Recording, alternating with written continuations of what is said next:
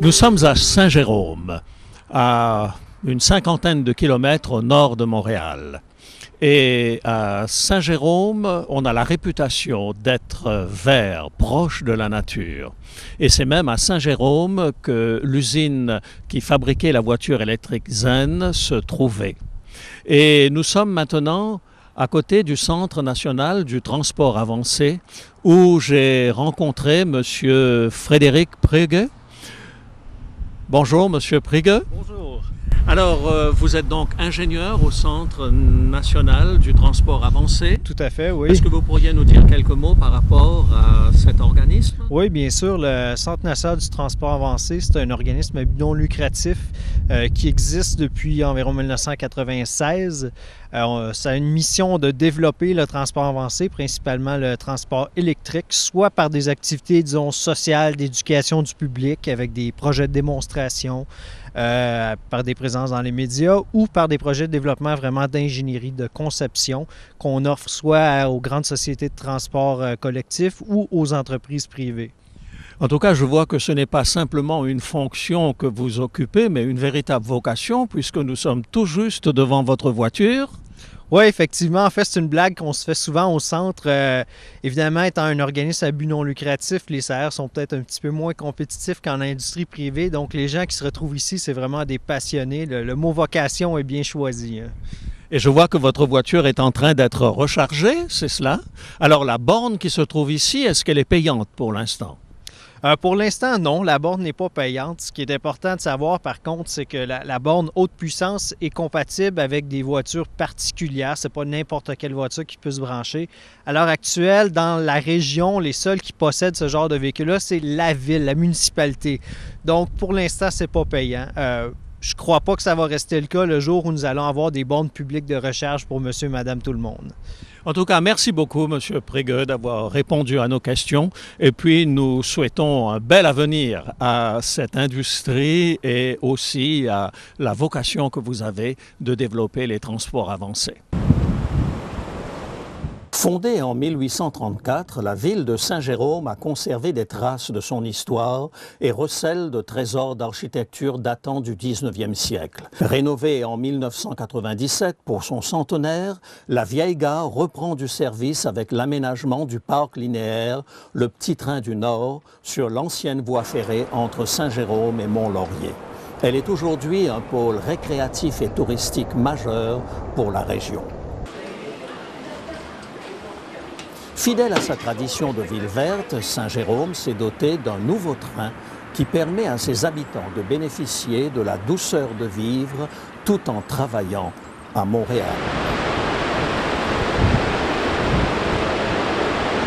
Les générations d'aujourd'hui, sensibles à leur environnement, affectionnent particulièrement cette porte d'entrée des vallées enneigées, éclairées par les aurores boréales et les montagnes de feuillus et de conifères colorés par l'automne.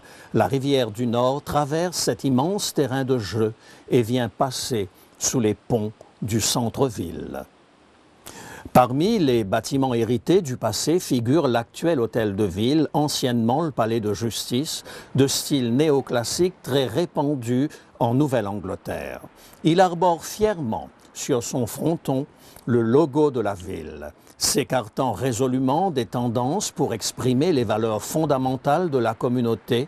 Le logo rappelle le saint patron de la ville, Jérôme de Stridon, père de l'Église, surtout connu pour sa traduction en latin de la Bible à partir du grec et de l'hébreu, la Vulgate. Le lion, porteur d'une crosse, rappelle que selon la tradition, Saint Jérôme a eu pour compagnon de route un lion à qui il avait enlevé une épine de la patte.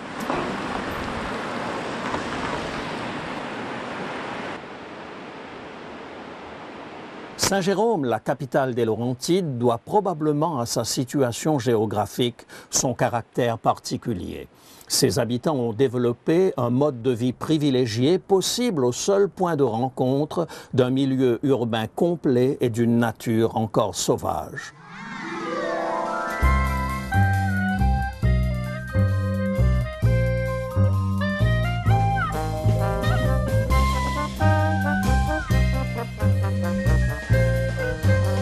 Lucky, le petit train arrive, tu fais attention? Oui, cette fois-ci, je suis bien prêt. D'accord, regarde le premier indice.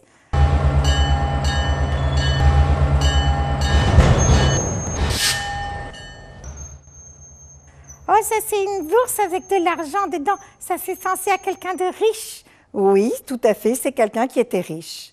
Alors le deuxième indice.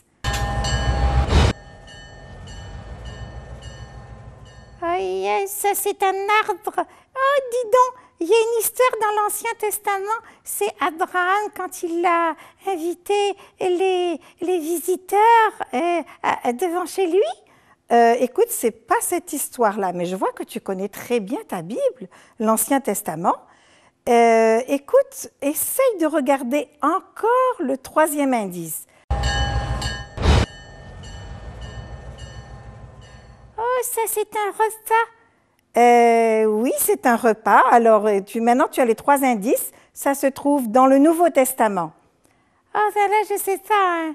Non, je sais ça. Est-ce que c'est Judas? Parce que lui, il était à table, il était riche et il a trahi Jésus et il est allé se tendre à un arbre après quand il a trahi Jésus. Eh bien non, tu vois, c'est pas Judas. Oh, c'est un monsieur qui était un peu petit et gros. Ah, je sais qui c'est, je sais qui c'est. C'est Zachée, hein? Oui, c'est Zachée, tout à fait ça. Je m'appelle Zachée. Comme je suis tout petit, les gens se moquent de moi. En plus, comme j'aime bien manger, je suis petit et gros. Tout le monde me déteste à cause de mon métier. En réalité, personne ne m'aime parce que je suis voleur. Mais j'ai beaucoup changé depuis et je vais vous raconter mon histoire. Même si je suis un voleur, je n'ai pas cambriolé de banque ni fait de hold-up. J'ai juste trouvé une excellente astuce. Comme je suis inspecteur des impôts, quand les gens devaient 50 $, je disais « Cette année, vous devez 100 $. Je donnais 50 $ au roi et je gardais les 50 autres pour moi. Évidemment, je suis devenue très riche, mais je n'avais aucun ami. Quand je marchais dans la rue, tout le monde me tournait le dos. Je me sentais rejetée de tous et j'étais très malheureux. J'habite à Jéricho et ce matin, j'ai appris que Jésus allait passer par Jéricho, dans la grande rue. Je ne voulais pas le rater. Arrivé sur place, c'était déjà plein de monde. Et comme je suis petit, je ne pouvais rien voir. Mais j'avais tellement envie de voir Jésus que je suis montée dans un arbre. Et je me suis assise sur une grosse branche. J'étais très excitée. Soudain, je l'ai aperçu. Il y avait beaucoup de gens autour de lui. Il allait passer juste sous l'arbre dans lequel j'étais. Mon cœur battait la chamade. Jésus s'est arrêté. Il a levé la tête et m'a dit « Zachée, descends, car aujourd'hui je viens dans ta maison. » Les gens ont fait « Oh !» Moi, j'ai dégringolé de mon arbre. Je poussais les gens pour faire un chemin à Jésus et le conduire à ma maison. J'ai demandé à mes cuisiniers de lui préparer un excellent repas. Pendant le repas, Jésus m'a dit une chose que jamais personne ne m'avait dite. « Zachée, les gens ne t'aiment pas, mais moi, je t'aime. » Le célèbre Jésus m'aimait. Vous imaginez, moi, Zachée, celui que tout le monde détestait? À partir de ce moment, Jésus est devenu mon meilleur ami et j'ai décidé de rendre aux gens l'argent que je leur avais volé. C'est comme ça que ça se passe lorsque Jésus redonne espoir à une personne. Depuis que j'ai rencontré Jésus, j'ai plein d'amis, mais mon meilleur ami, c'est Jésus. Qu'est-ce qui te fait rire, Lucky? Ah ben j'imagine la scène. Et qu'est-ce que tu imagines? Ah ben j'imagine Zachée, il est gros, il est petit, et puis il essaye de monter dans l'arbre, et puis il y a tout le monde qui rit. Et oui, ça devait être drôle, mais pas pour lui, tu sais. Dis-moi, Elisabeth, est-ce que tous les voleurs, ils aiment Jésus? Tous les voleurs n'aiment pas Jésus, non. Mais Jésus, il aime tous les voleurs.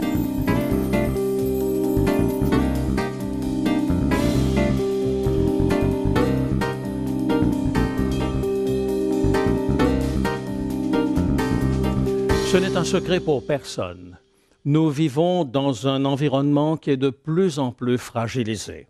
Partout, on parle de pollution, on parle de réchauffement planétaire, on parle de la diminution de la couche d'ozone, on parle de smog. En réalité, lorsque nous voyons tous ces éléments inquiétants, on se rend compte d'une chose, Madeleine, c'est que l'air pur est une nécessité vitale. En effet, une personne peut vivre plusieurs jours sans nourriture, quelques jours sans eau, mais seulement quelques minutes sans oxygène. Ça nous fait donc réfléchir sur la nécessité d'être exposé à un air le plus pur qui soit, finalement. Alors en fait, peut-être pour commencer, il serait bon de définir qu'est-ce que c'est que la composition idéale de l'air. Donc, généralement, dans la composition de l'air, il y a environ 78 d'azote, 21 d'oxygène, et le reste, c'est 1 de gaz rares, de divers gaz rares. Et ceci est très intéressant, mais à la lumière de ce que nous disions plus tôt par rapport à la pollution croissante, je m'inquiète davantage à savoir ce que je respire dans ma maison. Mais c'est quand même difficile de savoir, non? C'est un peu difficile. Donc, c'est sûr que pour l'air extérieur, on peut contrôler un petit peu en disant, bon, je vais essayer de faire le maximum de gestes verts, d'utiliser la voiture le moins possible, ce genre de choses. Par contre, moi, je m'inquiète aussi sur l'air intérieur. Je lisais récemment un article de Santé Canada qui parle de l'air intérieur dans nos habitations. Ah oui? Il faut savoir qu'on passe environ 90% de notre temps à l'intérieur, le Canadien moyen. Donc ça, c'est beaucoup. C'est partagé donc, entre la maison, le travail, mais quand même. C'est quand même énorme. Oui, c'est beaucoup. Donc, l'air intérieur, il peut devenir pollué, vicié, dangereux. Nous devons toujours être conscients des principaux ennemis qu'on peut retrouver à l'intérieur de la maison. Donc, d'abord, il y a les moisissures. C'est des champignons filamenteux qui peuvent croître sur les surfaces, soit les murs, les fenêtres, ce genre de choses. Et puis, ils émettent ensuite des spores dans l'atmosphère intérieure de la maison que nous, on peut respirer. Et quelles sont les causes principales des moisissures? Alors, souvent, c'est un taux d'humidité qui est trop élevé dans la maison, une température trop basse, donc il fait froid, il fait humide. Ça peut être aussi causé par des infiltrations d'eau qui ne sont pas contrôlées. Mais en fait, ça ne doit pas être très, très bon pour la santé de respirer cela, surtout lorsque nous vivons dans un pays comme le Canada où pendant des mois, nous sommes enfermés à l'intérieur. Effectivement, tu as raison. En fait, les moisissures causent beaucoup d'asthme, d'allergies et de diverses maladies respiratoires. Alors, il est très important de s'en débarrasser rapidement lorsqu'on s'aperçoit que notre maison est infiltrée par les moisissures. Donc, si on observe des signes de moisissure dans la maison, soit on voit ça c'est des taches sur les murs, donc c'est visible à l'œil nu. Il suffit de nettoyer avec de l'eau et un bon détergent, donc il n'est pas nécessaire d'utiliser un javelisant. Et puis, par contre, il faut aller à la source, s'assurer de contrôler la cause de cette moisissure. D'autres ennemis de l'air intérieur qu'on peut rencontrer, c'est aussi les formaldéhydes et le monoxyde de carbone. Donc, le formaldéhyde, c'est un gaz incolore qui est émis soit par les matériaux de construction ou les produits d'entretien ménager. En plus forte concentration, on peut sentir les picotements, l'irritation au niveau des yeux, de la gorge. Ça peut aussi causer l'asthme, surtout chez les enfants parce qu'ils sont petits, donc ils sont plus sensibles à ça. Le monoxyde de carbone, ça c'est un gaz qui est un peu plus subtil. Bon, il est incolore et inodore, donc on ne peut même pas le détecter comme ça. Et puis, alors ça peut être dangereux. Pour s'assurer de respirer en toute sécurité dans notre maison, Santé Canada nous recommande donc de ne pas fumer à l'intérieur, jamais, de veiller au bon entretien de nos cheminées, nos poêles à bois, ce genre de trucs. Pas faire fonctionner la voiture dans le garage ou dans une fenêtre qui donne près de la maison. Ensuite, bien ventiler quand on utilise de la peinture, un vernis, un produit fort à l'intérieur de la maison. Vérifier que nos matériaux de construction aussi sont faibles au niveau des émissions des formaldéhydes. C'est quelque chose dont les gens sont de plus en plus conscientisés. Donc, vous êtes capable de poser la question quand vous achetez des matériaux. Jamais utiliser le barbecue ou des grilles à l'intérieur, bien sûr. Et se munir d'un détecteur de monoxyde de carbone dans la maison. Donc, pour bien assurer la qualité de l'air intérieur, c'est important de laisser circuler l'air, aérer au moins une fois par jour et avoir des plantes aussi, ça aide à purifier l'air à l'intérieur de la maison. Alors, respirons à plein poumon.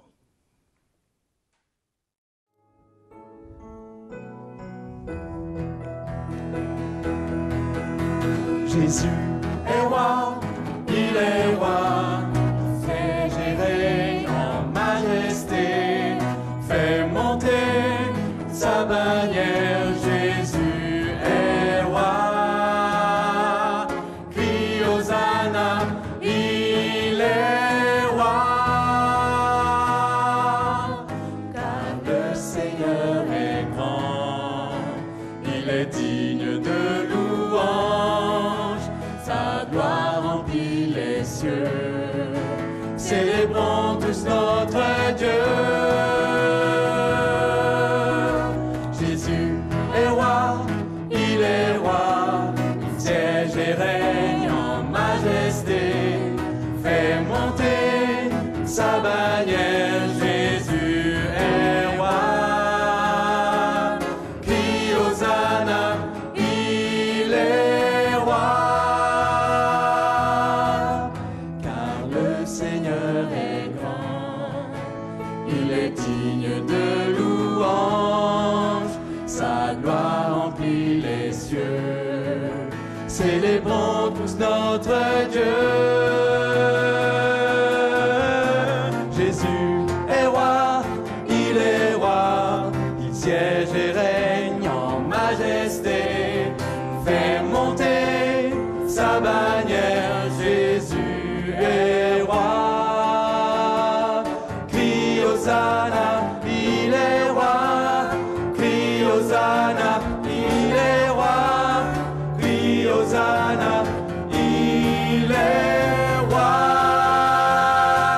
il est roi. Jésus-Christ est roi. Je me prosterne dans ton saint temple et je célèbre ton nom à cause de ta bonté et de ta fidélité. Car ta renommée s'est accrue par l'accomplissement de tes promesses.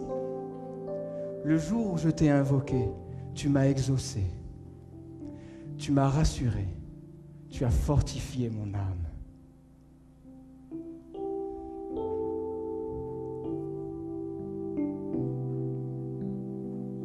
Suivons le Seigneur dans le lieu saint.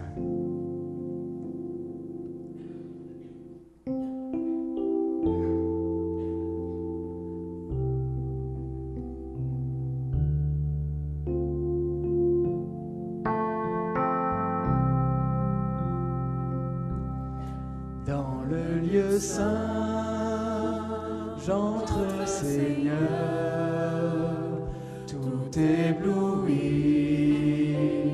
par ta splendeur. Je tremble un peu devant ta face, mais tu m'accueilles par ta grâce.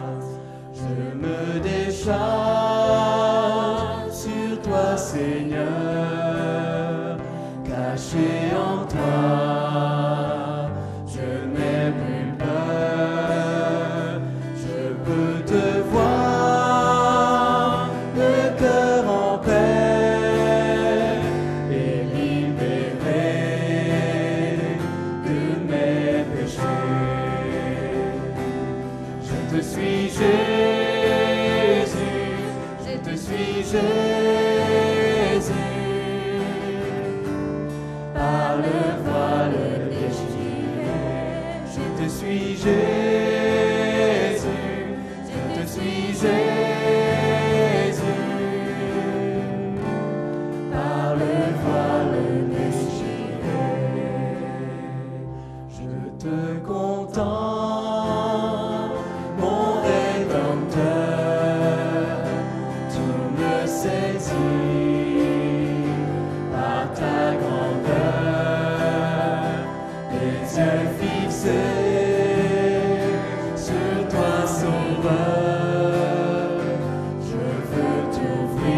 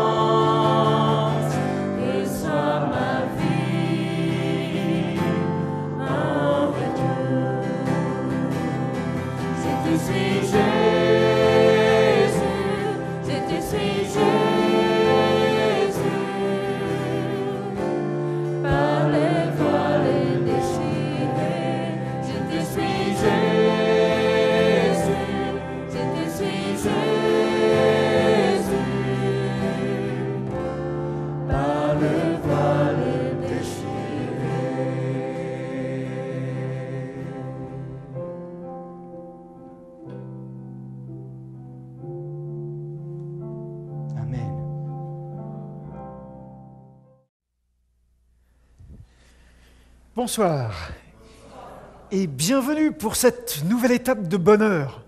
Rappelons-nous, le livre de l'Apocalypse promet le bonheur à celui qui le lit et à tous ceux qui en écoutent la lecture. Alors, c'est parti pour le bonheur.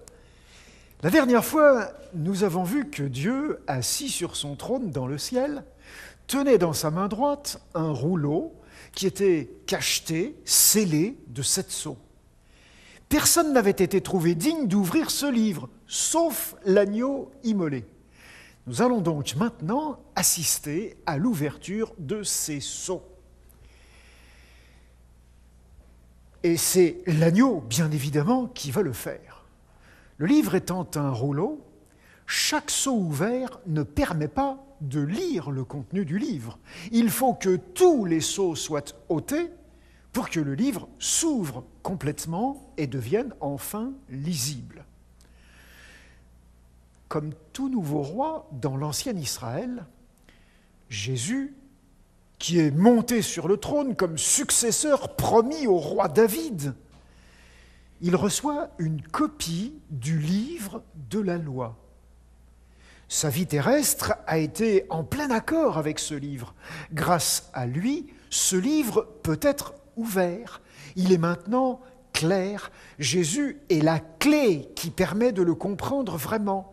C'est pour cela qu'il est le seul digne, qu'il est la clé, la seule clé digne de l'ouvrir. Si nous voulons comprendre et être fidèles à l'Ancien Testament, comprenons-le grâce à celui qui seul peut en ouvrir les sceaux. À chaque ouverture de sceau se produisent des événements. Ces événements se déroulent sur la terre et ils se passent entre le moment où l'agneau est admis sur le trône. Rappelez-vous, Jésus a été sacrifié, il est mort, il est ressuscité, il est monté au ciel et il est monté sur le trône. Et après cela, eh bien, entre cet événement-là et le moment où ses disciples pourront monter avec lui sur le trône, comme le promettait le texte du vainqueur de la lettre à Laodicée, eh bien, se déroule toute cette scène d'ouverture des 4 premiers sceaux. De tous les 7 sceaux, pardon. Donc voilà le plan de ce texte, c'est assez simple. D'abord une première section avec l'ouverture des 4 premiers sceaux, puis l'ouverture du 5e et du 6e sceau. Après ça, il y aura une scène qui est le scellement des 144 000 et la présentation de la grande foule, et enfin le 7e sceau. Donc le texte va s'organiser de cette façon-là. Et ce soir, nous allons nous intéresser aux 2 premières parties. Nous laisserons le scellement des 144 000 et la présentation de la grande foule à une autre soirée. Donc, nous allons nous intéresser vraiment maintenant à ce qui se passe quand l'agneau ouvre ses 7 sceaux. Jean décrit la scène de cette façon. « Je regardais quand l'agneau ouvrit l'un des 7 sceaux, et j'entendis l'un des 4 êtres vivants qui disait, comme d'une voix de tonnerre, « Viens !» Je regardai et parut un cheval blanc. Celui qui le montait avait un arc, une couronne lui fut donnée, et il partit en vainqueur et pour vaincre. Donc Jean voit l'agneau ouvrir le premier sceau, et il entend l'appel qui est lancé par l'un des 4 êtres vivants, et il voit donc ensuite ce cheval blanc et son cavalier s'élancer en réponse à l'appel reçu. Le cheval est blanc, c'est une couleur qui nous est familière, elle est toujours liée à Dieu et au salut que Dieu propose dans le livre de l'Apocalypse. Le cavalier, il est vainqueur et il part pour vaincre. La couronne qu'il reçoit, c'est celle d'un vainqueur, ce n'est pas celle d'un roi. Vous vous souvenez, il y a 2 mots différents dans la langue grecque pour parler de couronne. Le code qui permet à Jean de décrire ce cavalier est emprunté à l'un des psaumes. Vous savez, ces chants qui se trouvent dans le recueil de l'Ancien Testament. Voici ce que dit ce psaume. « vaillant guerrier, ceins ton épée. Ta parure et ta gloire, oui, ta gloire. Sois vainqueur, monte sur ton char, défends la vérité, la douceur et la justice, et que ta droite se signale par de merveilleux exploits. Tes flèches sont aiguës, des peuples tomberont sous toi, elles perceront le cœur des ennemis du roi. Ton trône, ô Dieu, est à toujours. Le sceptre de ton règne est un sceptre d'équité. En fait, ce psaume était chanté chaque fois qu'un nouveau roi succédait à son père sur le trône. Et il dit de façon poétique ce que le roi d'Israël, mais aussi pas seulement le roi humain, mais le Dieu que ce roi représente, il dit comment, il le compare en fait à un cavalier victorieux qui va régner en lançant des flèches, c'est-à-dire en protégeant le peuple contre les ennemis. En fait, le premier cavalier de l'Apocalypse, il représente lui aussi à la fois le croyant humain qui est appelé à monter sur le trône et le Christ qui, lui, est déjà monté sur le trône. En effet, une fois que Jésus est monté au ciel, l'histoire continue. Chaque disciple de Jésus s'élance comme ce cavalier pour remporter la victoire, pour s'approprier la victoire remportée par son maître. Et toute l'ère chrétienne est envisagée dans cette vision des 7 sceaux comme la lutte victorieuse des croyants à travers les siècles. Reprenons donc notre lecture. Quand il ouvrit le second sceau, j'entendis le second être vivant qui disait « Viens !» Et il sortit un autre cheval, roux. Celui qui le montait reçut le pouvoir d'enlever la paix de la terre, afin que les hommes s'égorgent les uns les autres. Une grande épée lui fut donnée. Le scénario est pratiquement le même qu'avec le premier cavalier. Mais cette fois-ci, le cheval est d'une autre couleur. Il est roux. Son cavalier se voit confier une mission représentée par l'arme qu'il reçoit, une grande épée. Et partout où il passe, la paix disparaît. Les hommes se tuent les uns les autres. En fait, c'est comme Jésus l'avait affirmé dans les évangiles. Jésus avait dit « Ne croyez pas que je sois venu apporter la paix sur la terre. Je ne suis pas venu apporter la paix, mais l'épée. » Et il explique ce que cela veut dire. Partout où des personnes accueillent le message d'espoir de Jésus, c'est comme une épée qui sort de son fourreau. Le nouveau croyant est parfois rejeté par sa propre famille, par ses amis, par ses collègues. Ses idées sont combattues ou des fois on se moque de lui. La foi chrétienne suscite le débat, le conflit d'idées, l'agressivité, la moquerie, la dérision. L'histoire est pleine de ces conflits, y compris conflits armés. Ce n'est pas Jésus, ni le disciple qui brandit l'épée, comme l'a bien rappelé José la dernière fois. Ce sont les autres qui agressent les croyants. Donc, nous avons là comme une histoire de ce qui se passe dans la vie du croyant et de tous les croyants. Le texte continue. Quand il ouvrit le 3e sceau, j'entendis le 3e être vivant qui disait « Viens !» Je regardai, et voici parut un cheval noir. Celui qui le montait tenait une balance dans sa main. Et j'entendis, au milieu des 4 êtres vivants, une voix qui disait « Une mesure de blé pour 1 denier, et 3 mesures d'orge pour 1 denier.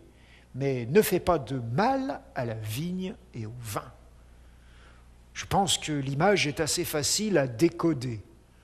Le cheval noir et son cavalier, qui tient une balance de commerçants, signalent la crise économique dans laquelle se trouvent les nouveaux croyants qui sont rejetés. Une crise qui frappe de plein fouet les plus faibles, car elle touche d'abord les denrées de première nécessité, celles qui assurent la survie, le blé, l'orge.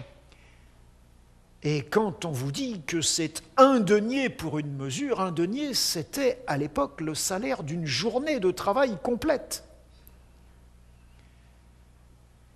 Cette crise épargne pourtant les produits les plus sophistiqués, qui représentent déjà un petit luxe, comme la vigne, comme l'huile, comme le vin.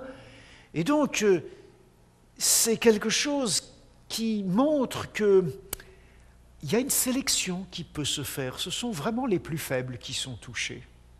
Remarquons aussi que ce cheval et son cavalier ne partent pas comme les deux autres.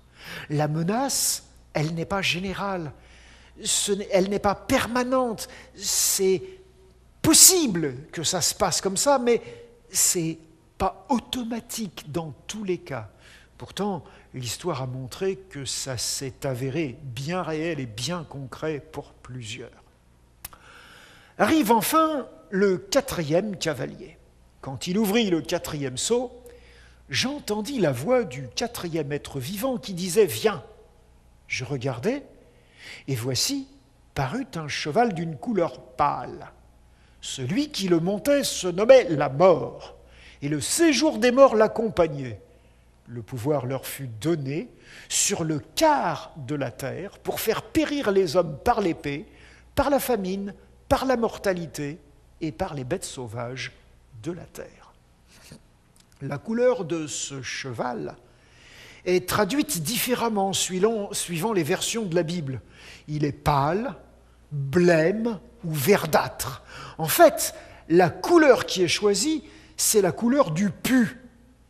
C'est une couleur qui évoque la maladie, l'infection, la contagion, la décomposition même, la mort. Elle convient bien au cavalier qui le monte, puisqu'il sait la mort. C'est la mort qui se répand par la violence, par la famine, par les épidémies, par les animaux sauvages. Ces fléaux, en fait, sont limités. Ils ne frappent qu'un quart de la population. C'est quand même pas rien comme proportion, hein. Donc, nous avons là les 4 premiers sceaux qui forment un tout. Ce sont ce qu'on a appelé les 4 cavaliers de l'Apocalypse. Le code utilisé par Jean est double. D'abord, les images, elles sont empruntées à 2 visions du prophète Zacharie.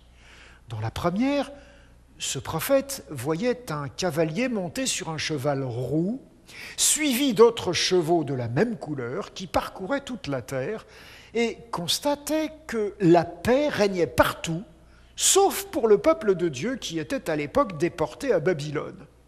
Alors Dieu promet au prophète de manifester concrètement son amour pour son peuple en le ramenant de Babylone à Jérusalem. Dans la deuxième vision, de Zacharie toujours, il voit 4 chars auxquels sont attelés des chevaux de couleur rousse, noire, blanche et tachetée. Et il explique que ce sont les 4 vents du ciel et qu'ils vont répandre l'Esprit de Dieu dans les pays du Nord par rapport à Israël. Ça, ce sont les images utilisées par Jean pour décrire ces 4 cavaliers. Maintenant, les actions qui sont accomplies par ces chevaux et leurs cavaliers, elles correspondent en fait à des malédictions qui vont avec l'alliance entre Dieu et son peuple. En effet, dans tout contrat d'alliance, il y a des conditions. Et si ces conditions ne sont pas respectées, il y a des conséquences. Lorsque le peuple ne respecte pas l'alliance, des malheurs le frappent, comme le précise le contrat. Par exemple, dans ce texte, « J'enverrai contre vous les animaux des champs qui vous priveront de vos enfants, qui détruiront votre bétail, qui vous réduiront à un petit nombre, et vos chemins seront déserts. Si les châtiments ne vous corrigent pas, et si vous ne me résistez, je vous résisterai aussi et je vous frapperai 7 fois plus pour vos péchés. Je ferai venir contre vous l'épée qui vengera mon alliance. Quand vous vous rassemblerez dans vos villes, j'enverrai la peste au milieu de vous et vous serez livrés aux mains de l'ennemi. Lorsque je vous briserai le bâton du pain, 10 femmes cuiront votre pain dans un seul four et rapporteront votre pain au poids. et vous mangerez, et vous ne serez même pas rassasiés. C'est un extrait du livre de Lévitique. C'est un livre qui explique justement une partie de l'alliance que Dieu conclut avec son peuple et qui lui explique les conséquences que pourrait avoir leur désobéissance, leur rupture du contrat de l'alliance. En utilisant ces actions-là, Jean est en train de dire à ses lecteurs que la lutte des chrétiens est doublement difficile. Quand ils sont infidèles, ils risquent les malheurs entraînés par leur comportement et mentionnés dans les clauses de l'alliance passée entre Dieu et eux.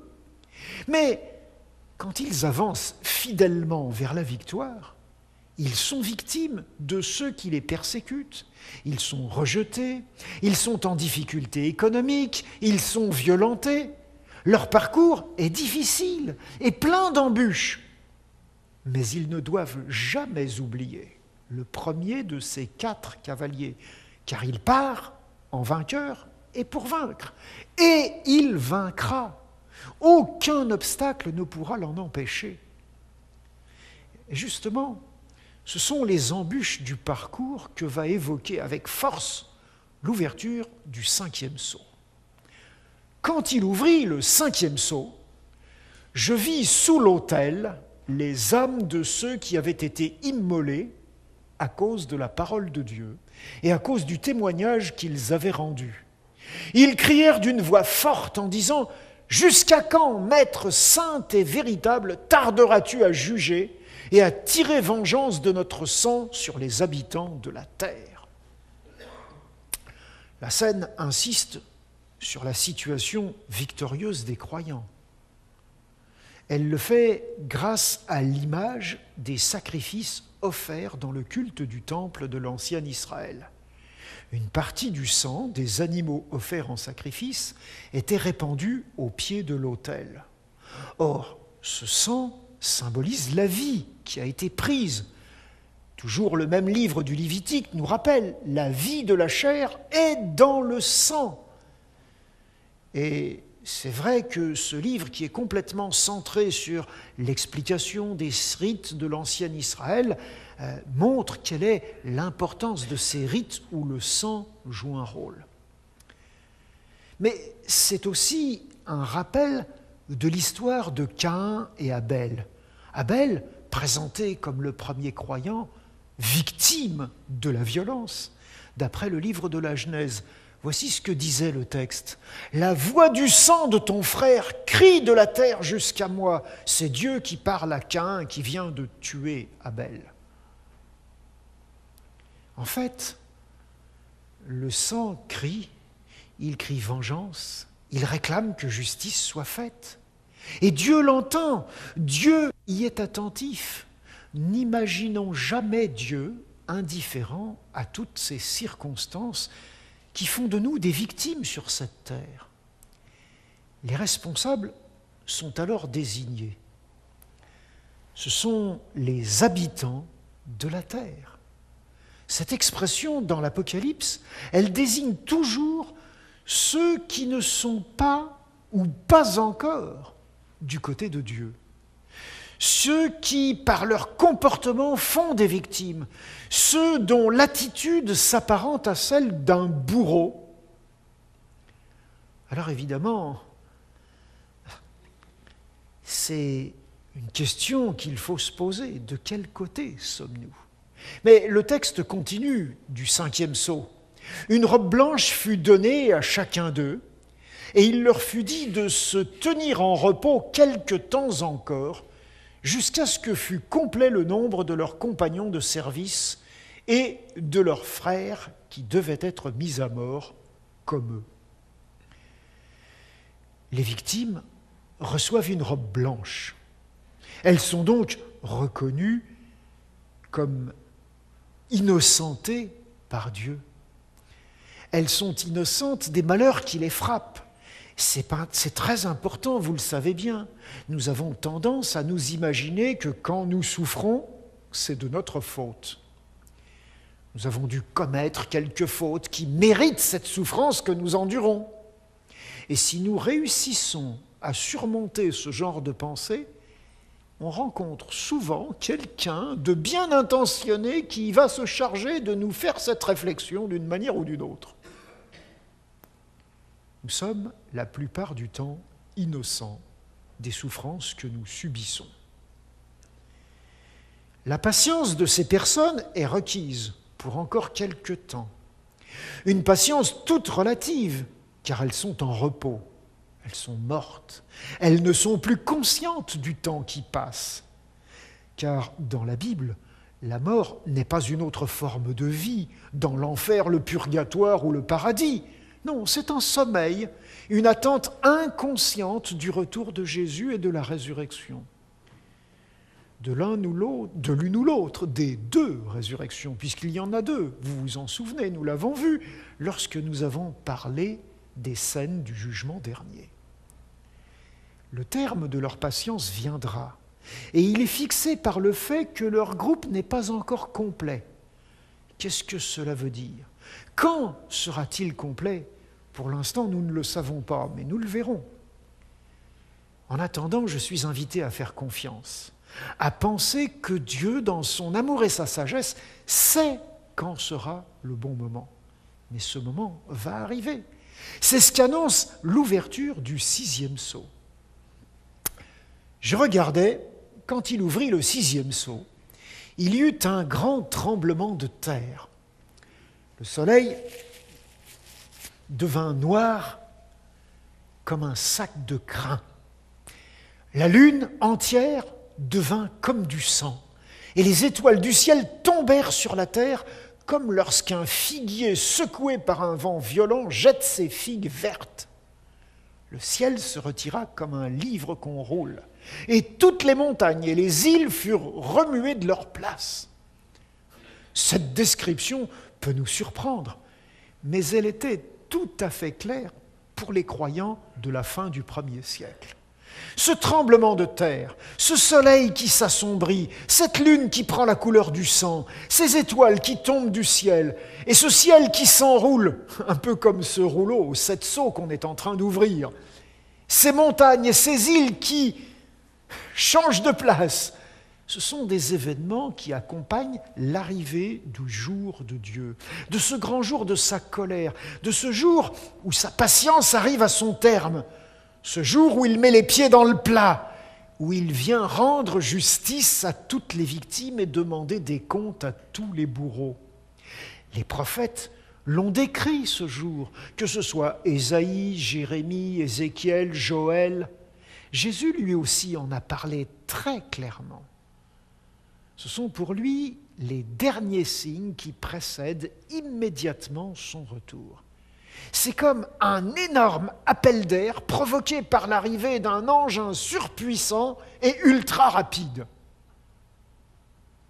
Quel est l'effet de ces catastrophes, exprimées grâce au code de ce que nous avons l'habitude d'appeler des catastrophes naturelles? Quels sont les effets de ces catastrophes exceptionnelles sur les êtres humains? Jean poursuit sa description. Les rois de la terre, les grands, les chefs militaires, les riches, les puissants, tous les esclaves et les hommes libres se cachèrent dans les cavernes et dans les rochers des montagnes. Vous remarquez que la liste de ces personnes qui réagissent commence par tous ceux qui dominent et qui, de ce fait, courent davantage le risque d'être des bourreaux. Mais elle se termine par 2 mots qui peuvent englober n'importe quel être humain. Les esclaves et les hommes libres. C'étaient les 2 catégories qui regroupaient l'ensemble des habitants de l'Empire romain à l'époque de Jean. Chacun peut devenir un bourreau. Pas besoin d'être très puissant pour faire des victimes. Attention donc à ce que nous faisons. Encore une fois, le livre de l'Apocalypse nous rappelle que la vie n'a de sens que si elle sert à rendre service aux autres, et en particulier aux plus faibles. La vie n'est pas là pour se servir des autres. Toutes ces personnes réagissent avec terreur face aux catastrophes. Elles se sentent coupables et veulent disparaître. Il disait aux montagnes et aux rochers, « Tombez sur nous et cachez-nous devant la face de celui qui est assis sur le trône et devant la colère de l'agneau. Car le grand jour de sa colère est venu, et qui peut subsister ?»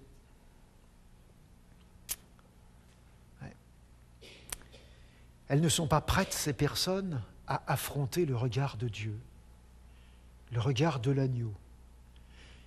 Est-ce que vous avez déjà vu un agneau en colère? Moi, j'avoue, pourtant je suis pasteur, mais paradoxalement, je ne suis pas berger. Et les occasions m'ont manqué pour observer avec attention des agneaux. Mais pourtant, franchement, j'ai pas l'impression que je serais très effrayé par un agneau en colère. J'ai l'impression que je pourrais facilement le mater, même s'il a une grosse colère. Pourtant, à l'ouverture de ce 6e sceau, on est parvenu à un stade de l'histoire où ce n'est plus possible. Les choses ne peuvent plus continuer de la sorte. L'agneau qui a su maîtriser sa colère jusque-là, dans l'espoir de voir des gens renoncer à être des bourreaux et devenir des adeptes de l'amour qui se donne, personne ne veut plus changer. Alors l'agneau rugit comme un lion gigantesque et son rugissement bouleverse tout le monde qu'il a créé. Avant ce jour terrible, il est urgent de savoir ce que nous faisons de nos vies. La question qui clôt cette description est capitale. Devant la puissance de Dieu d'amour et de justice, qui peut prétendre échapper? Les événements qui se déroulent à l'ouverture de ce 6e sceau ne sont pas encore tous présentés. La suite du texte va nous expliquer que 140 000 personnes pourront échapper et subsister. Mais avant de parler de ce groupe-là, nous examinerons de plus près le jugement de Babylone prononcé par Dieu contre tous les bourreaux. C'est ce texte qui fait le pendant à celui des 7 sceaux dans notre pyramide. Alors, n'oubliez pas notre rendez-vous pour décoder l'Apocalypse et y trouver le chemin de la vie, le chemin du bonheur de vivre et de servir. Bonsoir.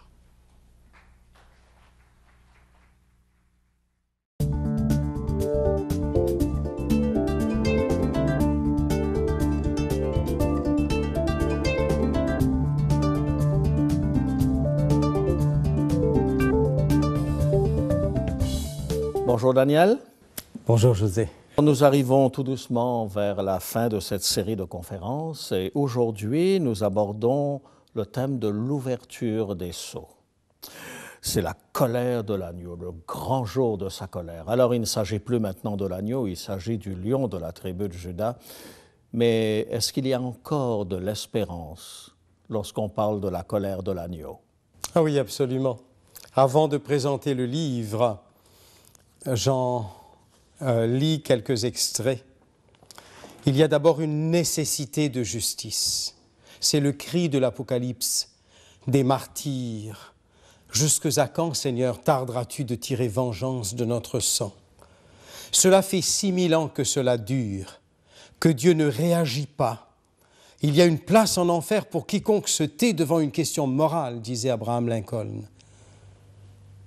Il y en a une ici, une simple question de morale. Et Dieu a été accusé de complaisance, de désinvolture. Les holocaustes se sont multipliés, les petites filles ont été égorgées, les roses piétinées. Et Dieu s'est tu. Et il y avait de quoi hurler. Comment peut-il être Dieu d'amour et demeurer ainsi les bras croisés, la révolte gronder dans les cœurs? Au nom de l'amour, justement, était monté ce cri pour que Dieu éclate enfin et sauve. On appelait à la justice de Dieu, à la vengeance, au nom de l'amour. Les miséreux des psaumes avaient chanté ainsi toute leur espérance. Le Dieu sauveur était en même temps le Dieu vengeur. C'est l'iniquité et la méchanceté qui engendrent son propre châtiment. Ce n'est pas Dieu qui frappe. Le mal porte en lui le résultat de ses œuvres. Le châtiment est inhérent au péché. Le salaire du péché, c'est la mort. Alors l'irruption du Dieu aux yeux trop purs pour voir le mal provoque l'auto-châtiment. Le livre que je vous propose encore de Jacques Doucan, Aux portes de l'espérance. Pas un livre récent, mais, comme on l'a dit, un livre qui m'a fait énormément de bien. Nous avons besoin d'espérance. Merci Daniel, merci pour la présentation de ce livre. Et même lorsqu'il s'agit de la colère de l'agneau, on est toujours dans le thème de l'espérance.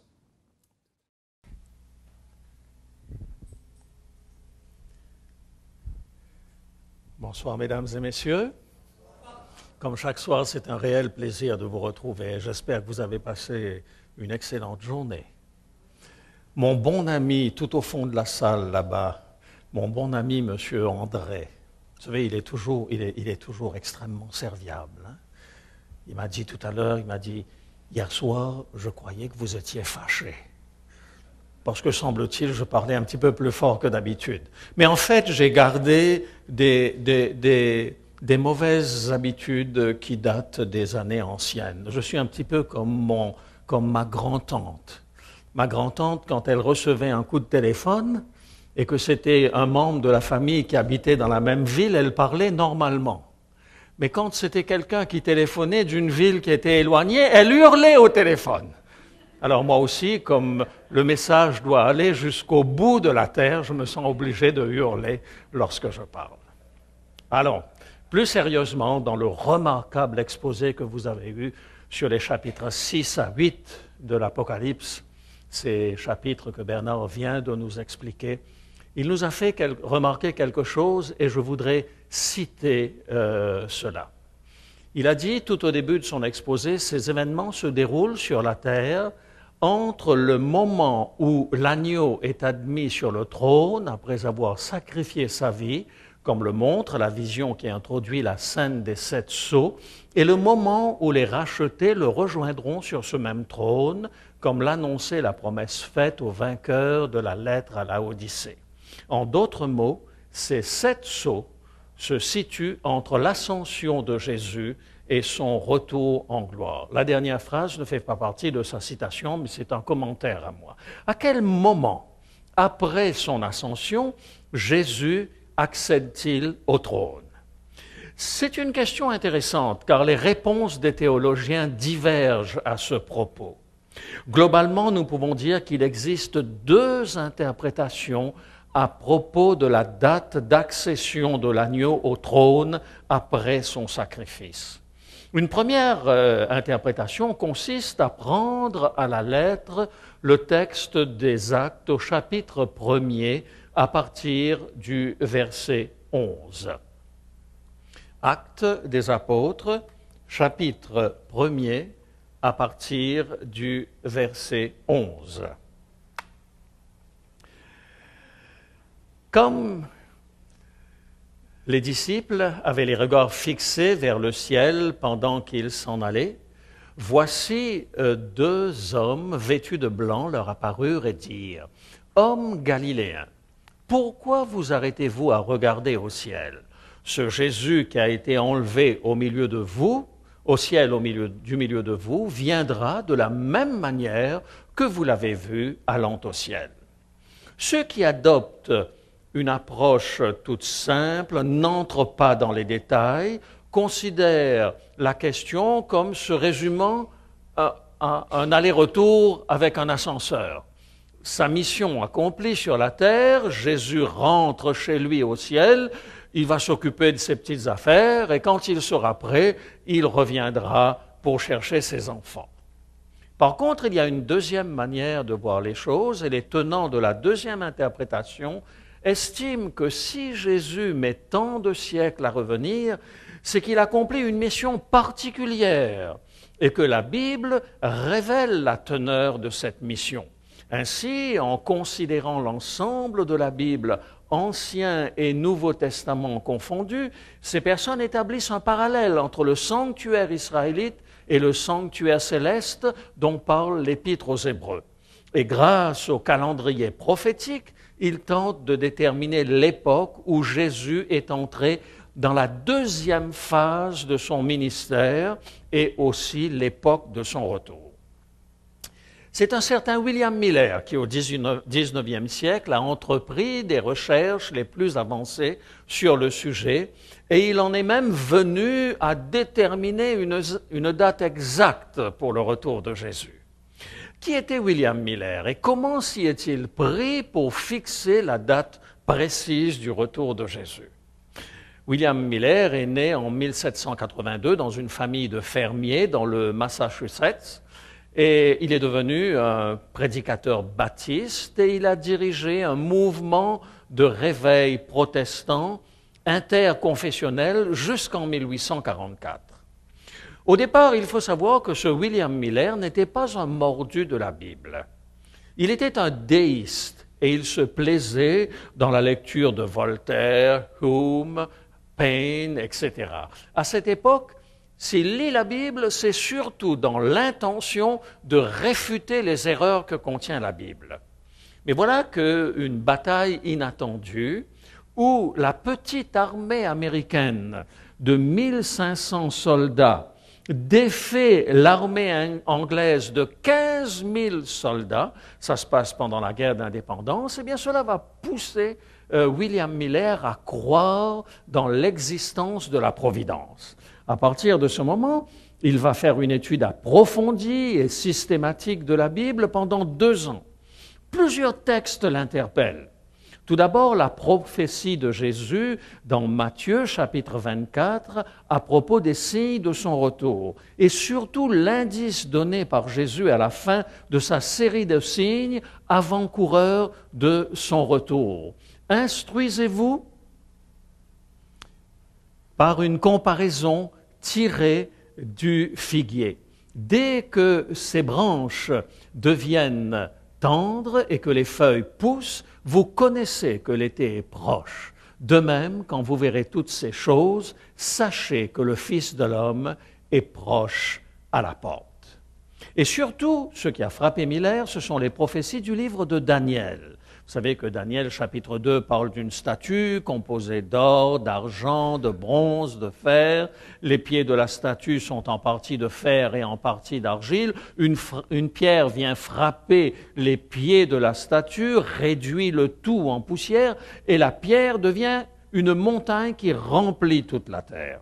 L'explication de Daniel est simple, 4 empires universels vont se succéder, le 4e empire sera divisé, et à l'époque où les nations issues de ce 4e empire tenteront de s'unir, le Dieu des cieux les détruira et établira un royaume éternel.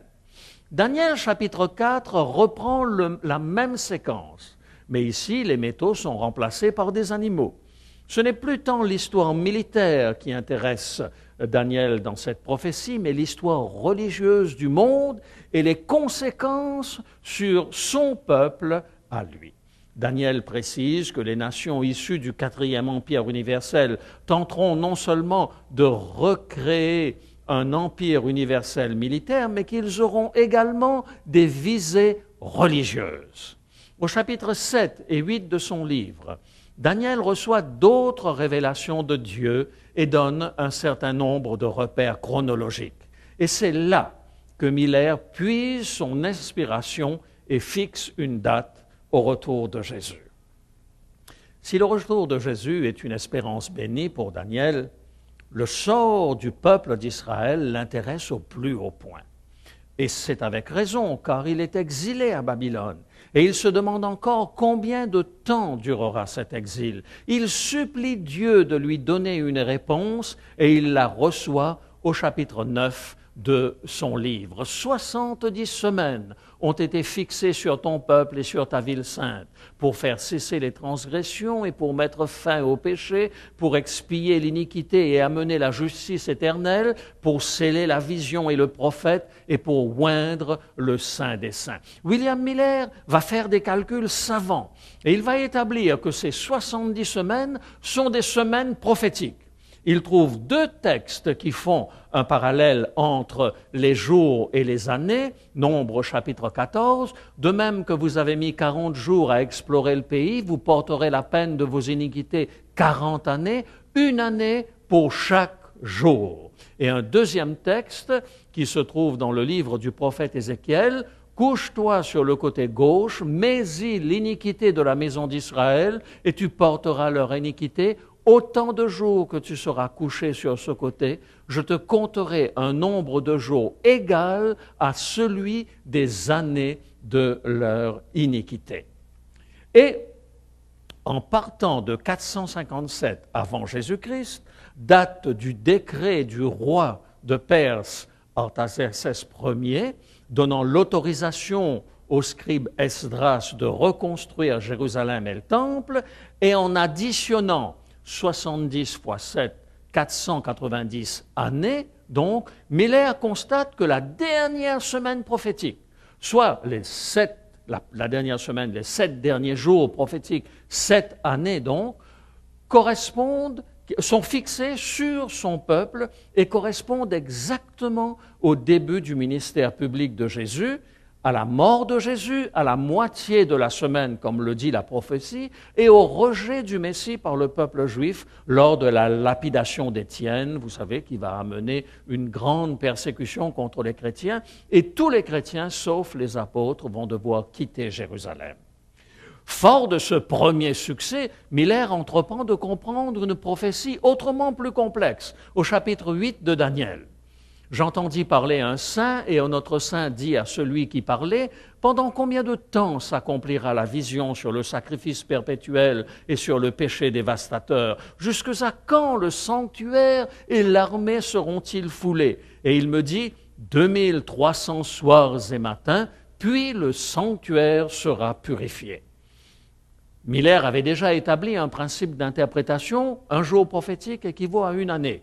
Il fait donc partir les 2300 années qui conduiront à la purification du sanctuaire en même temps que cette période de 70 semaines prophétiques fixée sur son peuple, soit donc l'année 457 avant Jésus-Christ. 457 avant Jésus-Christ plus 2300 années, ça nous amène à 1844. Bingo, dit William Miller, nous avons trouvé la date du retour de Jésus. Mais une question se pose. Pour quelle raison est-ce qu'on s'est tant inquiété du retour de Jésus au milieu du XIXe siècle? Plusieurs événements qui s'étaient produits dans les années précédentes avaient amené bien des gens à se demander si ces phénomènes n'avaient pas un rapport avec le retour de Jésus. Vous souvenez-vous de la prophétie de Jésus lorsqu'il était dit « Aussitôt après ces jours de détresse, le soleil s'obscurcira, la lune ne donnera plus sa lumière, les étoiles tomberont du ciel et les puissances des cieux seront ébranlées. » Or, le 1er novembre 1755, un des tremblements de terre les plus meurtriers, suivi d'un tsunami, a frappé la ville de Lisbonne et l'a totalement rasée. Les gens se sont demandé s'il n'y avait pas là une relation à faire avec les signes des temps dont parlait Jésus. Le 19 mai 1780, un jour obscur que personne ne pouvait expliquer, dura si longtemps et fut d'une si grande opacité que les gens se sont demandé s'il n'y avait pas un rapport avec les signes des temps. Lorsqu'il y a eu une pluie de météorites exceptionnelle qui s'est produite le 13 novembre 1833, l'astronome Olmsted a parlé du plus important feu d'artifice jamais observé de mémoire humaine. Et les gens se sont demandé s'il n'y avait pas un rapport avec les signes des temps. Il est possible qu'il n'y avait aucun lien entre ces phénomènes et le retour de Jésus. Mais ces phénomènes ont eu cela de vrai qu'ils ont provoqué une sensibilisation qui a débouché justement sur ce que l'on a appelé le millérisme. Miller va donc s'appuyer sur une étude systématique de l'ensemble de la Bible, Ancien et Nouveau Testament, et sur l'épître aux Hébreux qui parle de l'entrée du Christ dans le sanctuaire céleste. Vous savez que le sanctuaire israélite comportait 2 processus distincts. Un rituel quotidien qui se passait dans la première pièce du sanctuaire, le lieu saint, et qui consistait essentiellement à permettre à chaque Israélite de venir obtenir le pardon de Dieu pour son péché. Le pécheur amenait un animal sur lequel il transférait symboliquement son péché et il le sacrifiait ensuite. Le prêtre prenait quelques gouttes du sang du sacrifice, l'aspergeait sur les coins de l'autel. Et ainsi, les péchés du peuple d'Israël s'accumulaient toute l'année dans le sanctuaire. Une fois par an avait lieu une fête que l'on appelait la fête des expiations, la fête du grand pardon. Lors de cette fête, le souverain sacrificateur entrait une seule fois dans l'année, ce jour-là, dans le lieu très saint. Il se chargeait en quelque sorte symboliquement du péché accumulé pendant toute l'année et il le transférait symboliquement sur un bouc représentant Satan et ce bouc était chassé dans le désert. Miller va associer le retour de Jésus au jour de la grande purification du sanctuaire. Et pour lui, 2300 jours plus 457 avant Jésus-Christ, ça nous amène en 1843. Quel sera l'impact de Miller sur la société américaine? Très importante. La population américaine à cette époque est de 17 millions d'habitants en 1844. Environ 150 000 personnes, si ce n'est plus, ont attendu le retour du Christ. Si maintenant nous faisons un ratio entre 17 millions d'habitants et 150 000 personnes, si ça se passait aujourd'hui aux États-Unis, c'est environ 3 millions de personnes qui auraient le nez en l'air à attendre le retour de Jésus-Christ. Donc, lorsque nous constatons cela, nous comprenons que cela a eu un impact important, sans aucun doute, sur les gens, ce message donc de Miller. Aujourd'hui, lorsque nous regardons les faits, est-ce que nous pouvons penser qu'il y a des faits qui viennent confirmer la thèse de Miller? Je dirais non et oui. Non en ce qui concerne son zèle à vouloir fixer une date au retour de Jésus. Une immense déception en 1843. Une déception encore plus grande en 1844 vont mettre un terme aux prédictions de William Miller. Cependant, d'autres personnes vont se lever et tenter de comprendre en quoi Miller s'était trompé. Et ils vont arriver à la conclusion qu'en 1844, le sanctuaire dont il était question, ce n'était pas notre terre qui allait être purifiée parce que c'était le jour du jugement, mais qu'il s'agissait du sanctuaire céleste dont parle l'Épître aux Hébreux. Rappelons ici quelques autres indices qui avaient poussé Miller à adopter sa thèse par rapport au retour de Jésus. Et c'est encore une fois le livre de Daniel qui l'avait inspiré. Toi, Daniel, tiens secrètes ces paroles et scelle le livre jusqu'au temps de la fin. Plusieurs alors le liront et la connaissance augmentera. Était-ce la connaissance de la Bible dont il était question ici? Était-ce un développement exceptionnel des connaissances générales? Qu'il s'agisse de l'un ou de l'autre, le milieu du XIXe siècle s'est caractérisé par un formidable bond en avant. Depuis l'invention de la roue, on n'avait pas vu autant d'inventions. Regardez, entre le char de Pharaon, 2000-2500 ans avant Jésus-Christ, et le carrosse de Louis XIV, il n'y a pas de progrès technique. On a amélioré le même principe. Mais si vous prenez l'invention de la machine à vapeur, de l'électricité, du téléphone, de l'avion, etc., ce sont des avancées qui ne sont pas uniquement des améliorations d'une technique existante, mais des inventions pures. Pendant des milliers d'années, on perfectionnera les mêmes outils, mais à partir de la moitié du XIXe siècle, la courbe prend une allure exponentielle. Quels autres signes peuvent aujourd'hui nous amener à penser que si William Miller s'était trop avancé en fixant une date au retour de Jésus, que malgré tout, il y a des raisons de croire que quelque chose se prépare dans notre monde? Dans sa prophétie sur les signes avant-coureurs de son retour, Matthieu chapitre 24, Jésus précise plusieurs signes. Le premier de ceux-ci, il s'élèvera de faux Christ et de faux prophètes. Mes amis, en 1970, les futurologues prédisaient la fin du christianisme et la fin de la religion. On ne peut pas ignorer aujourd'hui que la guerre qui oppose et qui a opposé particulièrement George W. Bush et Bin Laden est une guerre essentiellement religieuse, parce que l'un comme l'autre se disent des personnes qui ont été convertis, l'un à l'islam, qui menait une vie de golden boy, comme on dit, et qui ensuite est devenu un bon musulman. Et de l'autre côté, George Bush, qui menait aussi une vie de golden boy, et qui ensuite est devenu un bon chrétien. Et en fait, ces deux hommes ont pratiquement opposé le monde sur le plan religieux. Et aujourd'hui, nous constatons que de plus en plus, on entend parler de choses religieuses, de vrais et de faux prophètes, et de faux Christ également. Ensuite, Jésus dira, vous entendrez parler de guerre et de bruit de guerre. Vous allez me dire, mais les guerres ont toujours existé, ça a existé au temps de Jésus. Mais il ne faut pas oublier une chose, c'est qu'à l'époque de Jésus, la guerre avait une dimension différente de celle que nous connaissons aujourd'hui. Même lorsque nous avons parlé de la bataille de Waterloo, dont Victor Hugo a fait un excellent poème, eh bien, cette bataille n'a touché que quelques milliers de personnes, mais la Première Guerre mondiale a fait 20 millions de morts. La Deuxième Guerre mondiale a fait 50 millions de morts, l'équivalent de la population, si ce n'est plus que la population du Canada. La guerre de Corée, d'Indochine, d'Algérie, du Vietnam, Iran, Irak, Yougoslavie, Rwanda, Irak, le XXe siècle aura été marqué par des conflits sanglants.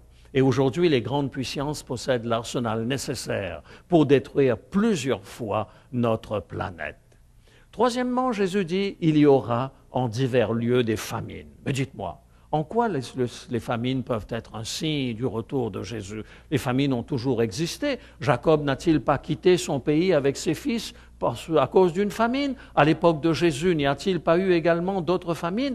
Mais si vous remarquez une chose, les famines ont pris aussi une autre dimension. Regardez un petit peu la courbe de la population. Pour atteindre le premier milliard d'habitants, il a fallu attendre jusqu'en 1860. Alors on aurait pu se dire, pour atteindre le deuxième milliard, peut-être aurait-il fallu attendre environ 5 ou 6 000 ans. Mais ce n'est pas du tout le cas. Le deuxième milliard a été atteint en 1930 approximativement. Donc environ 70 années après. Et vous savez combien de temps il a fallu pour atteindre le troisième milliard? 1960, c'est-à-dire nous sommes maintenant avec un espace de temps de 30 années pour ajouter un nouveau milliard. Quatrième milliard, 1980, cinquième milliard, 1990 et sixième milliard, 1998. Et fort probablement, vers l'an 2050, nous serons 10 milliards. Croyez-vous que la planète est capable de nourrir à l'infini une population qui continue de grandir? Selon l'institution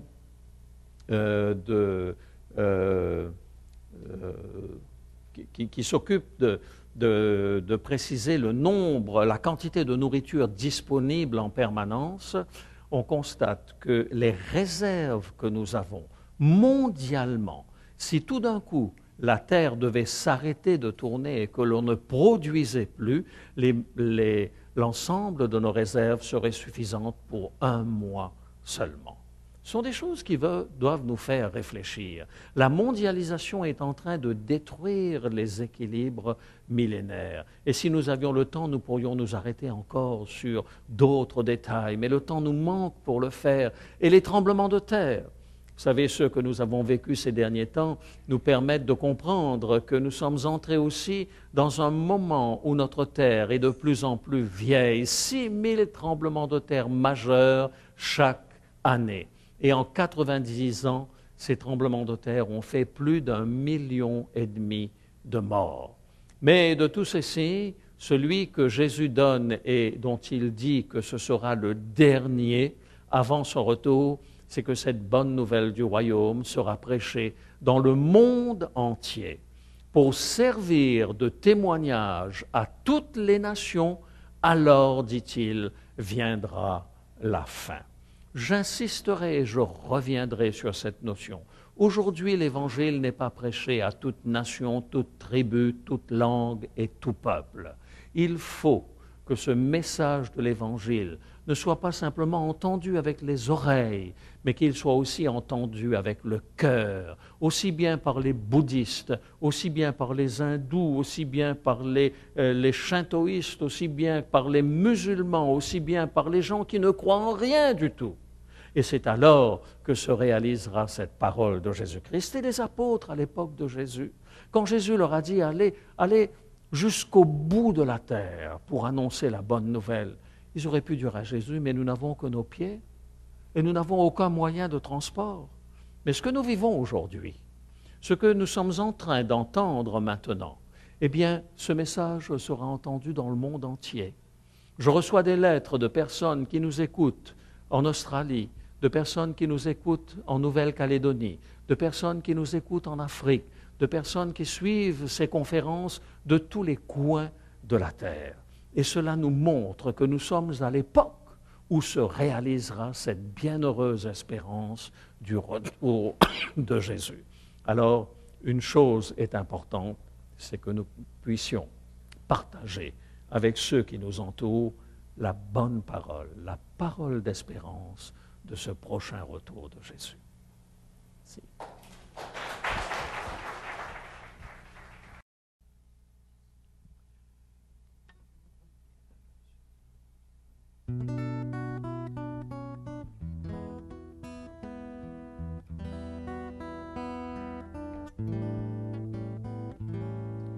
Toi ne prends rien pour le voyage, j'ai tout prévu, ne t'en fais pas. Toi ne prends rien, mais prends courage, c'est seulement ce qu'il te faudra. Moi je me charge des bagages, des lourdes pierres et de tes cris. Moi je me charge de tes nuages, des vents contraires et de ta pluie. Porte des fruits, laisse les feuilles, garde la foi, sème la vie. Ouvre les yeux, moi je t'accueille, lève la tête et puis souris. Toi ne prends rien pour le voyage, j'ai tout prévu, ne t'en fais pas. Toi ne prends rien, mais prends courage, c'est seulement ce qu'il te faudra. Rejette au loin les apparences, et dans la mer tout est pourquoi. Chante à nouveau ton espérance, tu sais je connais bien ta voix. Détends les rides de ton front qui se mélangent au fil des heures.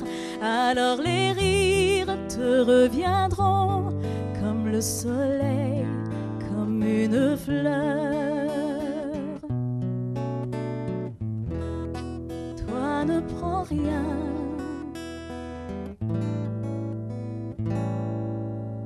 mais je voudrais aussi te dire, et pourtant tu le sais déjà, que si tu me laisses conduire, tu ne le regretteras pas.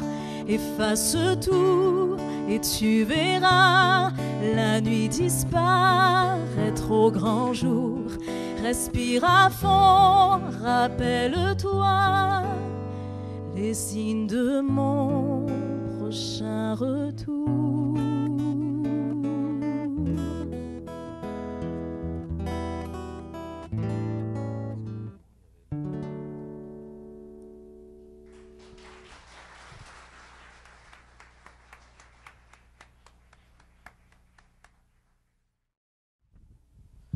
Alors, vous connaissez bien les traditions maintenant, n'est-ce pas? Vous pouvez déjà sortir votre petite carte. Et cette petite carte nous rappelle que les temps dans lesquels nous vivons sont des temps particuliers. Nous arrivons à la fin de l'histoire de ce monde. Et ce que nous avons appris à travers l'exposé de Bernard et ce que nous avons vu de Jésus qui vient confirmer totalement le message de l'Apocalypse, l'ensemble des livres prophétiques de la Bible, l'ensemble même des apôtres lorsqu'ils prophétisent vont exactement dans le même sens et nous montrent que nous sommes arrivés à des temps particuliers. Alors, par rapport à l'ouverture des sceaux, aujourd'hui, sur votre petite carte, il est dit « Je crois que notre époque est mûre pour le retour de Jésus. » Aussi, je demande à Dieu de m'aider à me préparer pour le retour de Jésus-Christ. Y a-t-il une préparation à avoir? Je ne le sais pas, mais vous peut-être vous le savez, et puis laissez l'Esprit de Dieu vous conduire dans ce sens. Le deuxième point dit de m'aider à soumettre ma vie à Christ en toutes choses. Peut-être ce qu'il y a de plus difficile, c'est de lâcher prise et de laisser le Christ prendre notre vie en main. Mais quand nous avons compris cela et que nous le laissons faire, je peux vous assurer que la vie est belle avec lui. La troisième question dit, je vous demande de prier pour ma famille afin que nous soyons tous unis lorsque Jésus reviendra. Alors ne manquez pas de mettre une croix à ce troisième point. Je sais que beaucoup de familles aujourd'hui sont tristes parce que ce n'est pas toujours facile d'entretenir de bonnes relations les uns avec les autres. Alors je pense que la prière peut nous aider en cela et nous nous engageons à prier pour vous si vous mettez une petite croix ici pour dire que vous le souhaitez afin que Dieu conduise les événements pour que vous puissiez trouver la paix avec votre famille lorsque Jésus reviendra. Et puis le dernier point, comme d'habitude nous dit, et Jean, mon ami, a insisté beaucoup au début là-dessus, je désire recevoir le texte de la conférence de ce soir. Pas de petite croix, eh bien, il n'y aura pas de texte. Alors, remplissez votre petite carte. Prions ensemble. Notre Dieu, notre Père, lorsque nous lisons ces différents points, nous sentons que nous sommes concernés par ces événements qui se produisent autour de nous. Mais si d'une part, les événements qui nous sont cités par l'Apocalypse donnent parfois l'impression que nous allons vers des temps extrêmement difficiles, tu nous as donné l'assurance que tu es à nos côtés, que tu conduiras toutes choses et que tu nous donneras les forces dont nous avons besoin au temps convenable pour pouvoir te rester fidèle en toutes choses. Notre Dieu, aide-nous à nous préparer pour ce merveilleux jour où tu mettras une fin définitive au péché, au mal sur cette terre, au nom de Jésus. Amen. La capsule que vous allez voir maintenant concerne peut-être un certain nombre d'entre vous dans cette salle. Peut-être êtes-vous à une époque de la vie où vous vous demandez, est-ce que je trouverai un jour un compagnon de route pour vivre à mes côtés et où nous vieillirons ensemble. Peut-être avez-vous attendu pendant des années. L'expérience de Romain a dû attendre pendant 40 ans avant de trouver celle qui aujourd'hui partage sa vie. Et France, de son côté, avait fait une expérience malheureuse lors d'un premier mariage. Lorsqu'elle était en instance de divorce, c'est là qu'elle a découvert Jésus-Christ et elle a souhaité, elle aussi, recommencer sa vie, trouver quelqu'un pour recommencer sa vie. Et la capsule que nous allons voir maintenant nous raconte l'expérience et la rencontre de Romain et de France dans tous les domaines de la vie et même dans le domaine des sentiments. Dieu intervient et agit de manière merveilleuse. Prenons-en connaissance. Nous sommes ici à La Chute, sur une propriété qui vient d'être acquise par une fédération d'églises et dont la gestion a été confiée à nos amis ici présents, Romain et France. Bonjour France, bonjour Romain. Bonjour. Romain, alors j'aimerais bien savoir un petit peu comment les choses se sont passées. J'allais à l'église, ça faisait déjà un certain nombre d'années. Puis je cherchais l'âme sœur. Ça faisait quand même longtemps que je priais. Puis il y en avait d'autres qui priaient pour moi.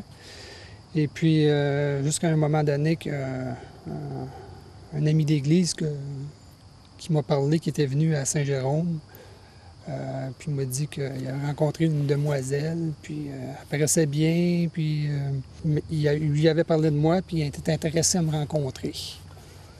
Fait que la semaine d'après, j'ai été faire mon tour. Là, ben, je suis arrivé là, puis la demoiselle en question, ben, elle m'ignorait quasiment. Oui. Quel âge tu avais lorsque tu as rencontré France? J'avais 40 ans quand j'ai rencontré France. Il a fallu attendre toutes ces années avant que cela se réalise. Oui, parce que je suis rentré dans l'Église, j'avais 28 ans. Fait que j'ai attendu au moins 12 ans pour trouver l'âme sœur. Alors, est-ce que tu veux nous raconter un peu ton cheminement, France, dans ce domaine? Oui. Mais quand j'ai rencontré Romain, moi, je sortais d'une relation, d'une mauvaise expérience, d'un premier mariage. Ça faisait pas énormément longtemps que j'étais seule. Puis quand il est arrivé à l'Église, je n'étais pas intéressée. Moi, dans ma tête, je me disais, je vais rencontrer quand mes filles auront 18 ans. C'est ce que je m'étais dit. Puis quand la première fois qu'il est venu, c'est qu'il est arrivé, il avait un torticolis. Il avait des cheveux un peu longs. Puis il était pas... il n'avait pas l'air d'un homme très jovial. Il avait l'air un peu... l'homme qui aimait se faire plaindre, ou je ne sais trop. Là. Donc, je me suis tenue loin, sauf que Dieu a arrangé les choses. Puis quand il est revenu 2 semaines après, là, c'était différent. Parce que là, il s'en allait, il participait au concert Il est écrit dans la chorale. Puis là, il était en habit, avec le papillon, les cheveux tout coupés. Puis là, il avait un beau sourire. Puis là, c'était comme pas le même homme. Fait que là, là, c'était pas pareil. Donc là, ça a cliqué. Puis on s'est quand même appelé. On a communiqué ensemble par téléphone. Puis là, j'ai réalisé qu'il correspondait à 100 %. Disons 99,9 % à l'homme que j'avais à cœur et en tête depuis toute jeune. Moi, je voulais un homme qui marche avec Dieu. Je voulais un homme que sa femme, ses enfants passaient en premier, que la famille est importante. Puis mon mari a tout ça. Puis on fit, on est les âmes sœurs. Puis c'est merveilleux. Alors, tu sais comment sont les êtres humains. Le 99,9 % ne nous intéresse pas. C'était quoi ce petit 0,1 %? Détail important, c'était les gros muscles. Ah, donc dans ton idéal d'homme, tu voyais quelqu'un avec des gros muscles, puis là, c'est pas le cas de Romain. Est-ce que ça a été facile, l'adaptation à une vie nouvelle, après avoir vécu d'une certaine manière pendant une quarantaine d'années? Avec du recul, je m'apercevais que finalement, j'avais acquis un comportement que, étant tout seul, que c'était moins évident pour ceux qui vivaient avec moi. Là. Fait que, mais par la grâce de Dieu, avec la prière, puis on s'est parlé aussi, puis il y a eu des changements de ce côté-là. Selon vous, qu'est-ce qui vous a permis vraiment d'être unis profondément, de vous aimer totalement? Quel est le secret qu'il y a derrière cela? Non, c'est sûr que pour nous, c'est Dieu. C'est Dieu.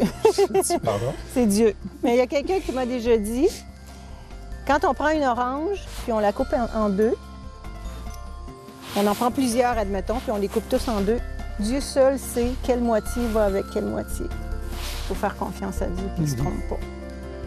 Merci beaucoup. Et je vous souhaite une bonne soirée et beaucoup de bonheur et de joie encore pendant de nombreuses années.